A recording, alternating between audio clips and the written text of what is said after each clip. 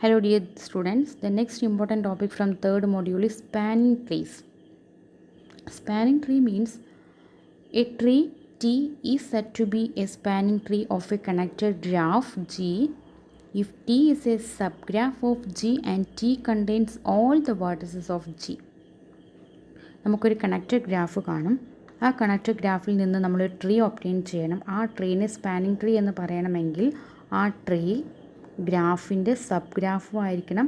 ആ ട്രീയിൽ എല്ലാ വേർട്ടിസസും ഉണ്ടായിരിക്കണം. It contains all vertices of G. So in the example this is A connected graph. അതിനകത്ത് 4 വേർട്ടിസസ് ആണുള്ളത്. ആ 4 വേർട്ടിസസും ഇൻക്ലൂഡ് ചെയ്തിട്ട് എല്ലാ വേർട്ടിസസും ഉണ്ടായിരിക്കണമെന്നേ പറഞ്ഞിട്ടുള്ളൂ, എല്ലാ എഡ്ജസ് ഉണ്ടായിരിക്കണമെന്ന് പറഞ്ഞിട്ടില്ല. സോ 4 വേർട്ടിസിനെ ഇൻക്ലൂഡ് ചെയ്തിട്ട് നമ്മൾ 2 ട്രീസ് വരച്ചു. Tree means it is A connected it is a connected one and it is also no circuits. It consists of no circuits.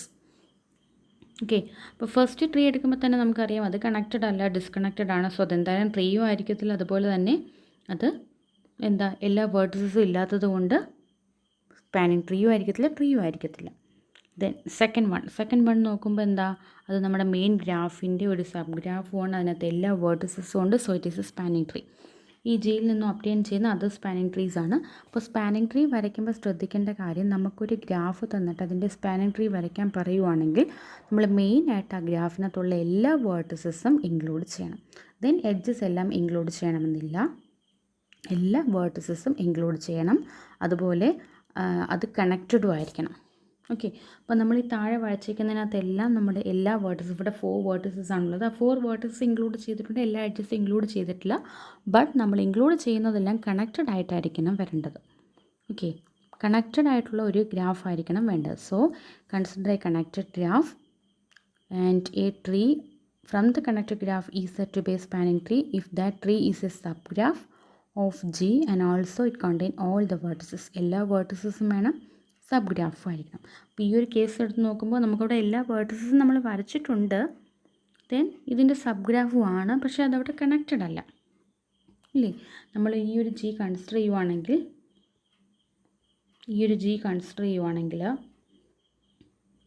അതിൻ്റെ 2 നമ്മൾ ഗ്രാഫ് വരച്ചു, 2 ട്രീ വരച്ചു. അപ്പോൾ എല്ലാത്തിനകത്തും വേർട്ടിസസ് എല്ലാം ഇൻക്ലൂഡ് ചെയ്തിട്ടുണ്ട്. ഇതിലത് നമ്മൾ വേർട്ടിസ് ഇൻക്ലൂഡ് ചെയ്തിട്ടുണ്ട്, പക്ഷേ അവിടുത്തെ കണക്റ്റഡ് അല്ല. ഓക്കെ, അപ്പോൾ ഈ ഒരു 2 വേർട്ടിസ് എടുത്ത് നോക്കുകയാണെങ്കിൽ, ഈ 2 വേർട്ടിസ് എടുത്ത് നോക്കുകയാണെങ്കിൽ, ഈ 2 വേർട്ടിസ് എടുത്ത് നോക്കുകയാണെങ്കിൽ കണക്റ്റഡ് അല്ല. അപ്പോൾ നമ്മളൊരു ട്രീ എന്ന് പറയുന്ന ഒരു connected graph having no circuits ആണ്. സോ നമ്മളിവിടെ വരച്ചേക്കുന്നതിൽ സെക്കൻഡ് വൺ മാത്രമാണ് സ്പാനിങ് ട്രീ ആയിട്ട് വരുന്നത്. ഓക്കെ, ദെൻ നമ്മളിപ്പോൾ ഒരു സ്പാനിങ് ട്രീ വരച്ചു. ആ സ്പാനിങ് ട്രീയിൽ വരുന്ന എഡ്ജസിനെ നമ്മൾ ബ്രാഞ്ചസ് എന്ന് പറയും. ദെൻ നമ്മളൊരു ഗ്രാഫിൻ്റെ സ്പാനിങ് ട്രീ വരയ്ക്കുമ്പോൾ ആ സ്പാനിങ് ട്രീയിൽ വരാത്തതും എന്നാൽ ഗ്രാഫിലുള്ളതായിട്ടുള്ള എഡ്ജസിനെയാണ് നമ്മൾ കോഡ്സ് എന്ന് പറയുന്നത്. For example, this is A graph and this is spanning tree. അപ്പോൾ ഈ ഒരു സ്പാനിങ് ട്രീ വരച്ചപ്പോൾ ഇതിനകത്തുള്ള എഡ്ജസിനെ നമ്മൾ branches of A spanning tree എന്ന് പറയും. ഈ ഒരു എഡ്ജ് നമ്മൾ വരച്ചിട്ടുള്ള ആ എഡ്ജിനെയാണ് നമ്മൾ കോഡ് എന്ന് പറയുന്നത്. So branch means an edge in a spanning tree is called a branch of T, and chord means an edge of G that is not in a given spanning tree but in G. ജിയിലെ ഒരു edge spanning ട്രീയിൽ കാണില്ല, അതിനെയാണ് നമ്മൾ code എന്ന് പറയുന്നത്. Then collection of spanning tree representation is called forest. Then rank of a graph means number of branches in a spanning tree of G. ഒരു ഗ്രാഫിൽ നിന്ന് നമ്മൾ സ്പാനിങ് ട്രീ കൺസ്ട്രക്ട് ചെയ്യുമ്പോൾ അതിൽ ഉള്ള നമ്പർ ഓഫ് ബ്രാഞ്ചസ് അല്ലെങ്കിൽ ആ സ്പാനിങ് ട്രീയിലുള്ള നമ്പർ ഓഫ് എഡ്ജസിനാണ് നമ്മൾ റാങ്ക് എന്ന് പറയുന്നത്.